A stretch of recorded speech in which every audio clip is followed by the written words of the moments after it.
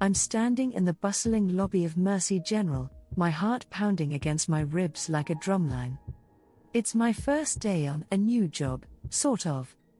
I've been given this once-in-a-lifetime opportunity to research for my upcoming medical drama, The Heart's Code. I'm not a doctor, but I play one on paper. I check my outfit in the reflective glass of the front doors. Black pants, crisp white shirt, a lanyard around my neck sporting a bright visitor tag.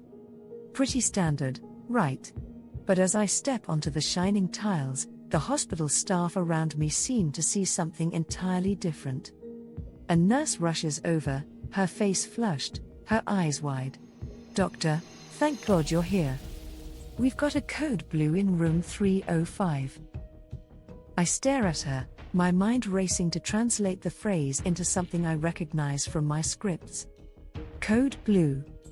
Cardiac arrest. I raise my hands in protest, trying to explain the mix-up, but she's already moving, dragging me along the sterile white corridors. I'm thrust into a room of frantic activity. A woman lies on the bed, her face pale, monitors beeping in a discordant symphony. I feel a wave of panic washing over me. This is not what I signed up for. But then, something shifts. My mind starts to reel off lines from my script. In my head, I see Dr. Harper, the lead character from my show, striding into a similar room, his face set in a determined grimace. He would know what to do. I clear my throat. "What's her history?" I ask, my voice more confident than I feel. The nurses look relieved, rattling off information about pre-existing conditions and current vitals. I nod, hoping it looks like I understand. I remember an episode where Dr. Harper talks a patient through a panic attack. Guided by the memory of the script, I step closer to the woman, taking her hand in mine. "You're doing great," I reassure her, "just focus on my voice, okay?" I can't treat her, but I can keep her calm, by the real doctors sometime. It's chaos, but in the midst of it, we share a quiet moment. Her eyes meet mine, filled with fear but also a glimmer of trust.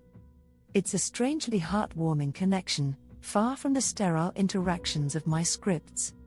The door swings open, a real doctor strides in, relief washing over me. I step back, melting into the crowd of nurses, my role in this drama finally over. The doctor takes control, deftly administering treatment. I watch in awe, a newfound respect for the real heroes of my stories blooming in my heart. Walking out of the room, the head nurse follows me. "You're not Dr. Martin, are you?" she asks, her eyes narrowing. I shake my head, pulling out the visitor tag that had swung behind me.